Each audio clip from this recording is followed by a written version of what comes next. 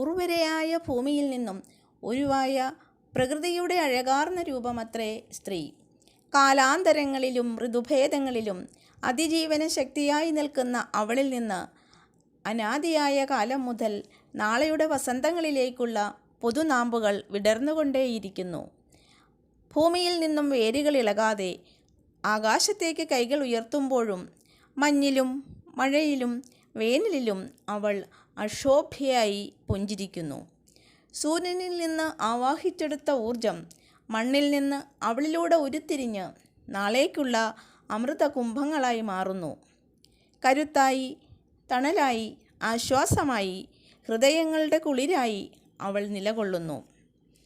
കൊടുങ്കാറ്റിലും പേമാരിയിലും ആടി ഉലഞ്ഞേക്കാമെങ്കിലും അവൾ തളരാറില്ല. ശക്തിയായി, ആദിമധ്യാന്തമായി, പരമ്പൊരുളിൻ്റെ കനിവായി അവൾ വിരാജിക്കട്ടെ. ആകാശത്തു പാറുന്ന പറവകൾക്കും ചിലയ്ക്കുന്ന ചെല്ലക്കിളികൾക്കും അവളുടെ ശിഖരങ്ങൾ കൂടൊരുക്കട്ടെ.